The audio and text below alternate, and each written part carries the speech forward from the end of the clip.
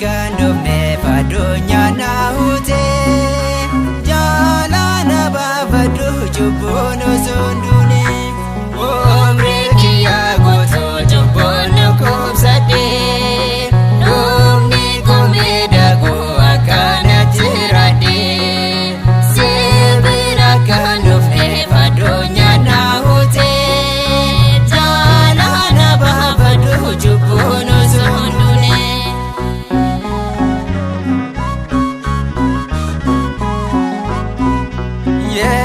Yeroodhaani manni kiristaanaa hordoofinaan jetti daandii ishee fayyinaa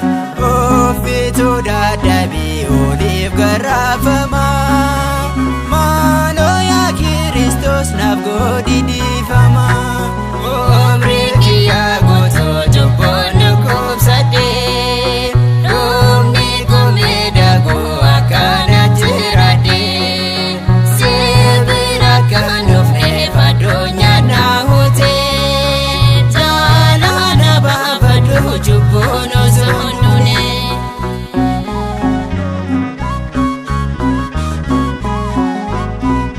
Jireenya hin taane akkan hin jiraanne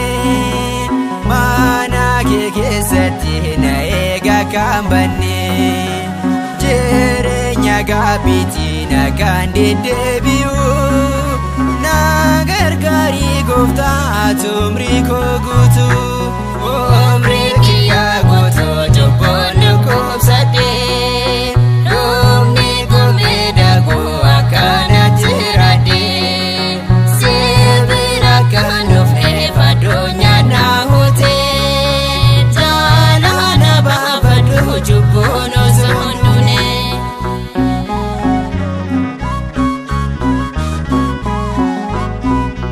Hojii gaariin qabu boru aanan hammadhu har'a na gargaari akkan facaafadhu akkuma Hisqiyaas mana sirreeffadha xiqqoo umrii naaf laadhu galaan qopheeffadha umrii kiyyaa guutuu cubbuun na qubsadhe dhumni koo miidhaguu akkana jiraadhe si bira akkan dhufneef addunyaa na hute jaalala baafadhu cubbuun osoo hin duune.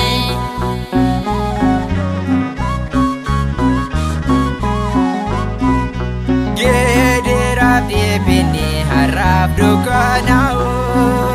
waaqni guyyaa jedhee hunduu ni bari'u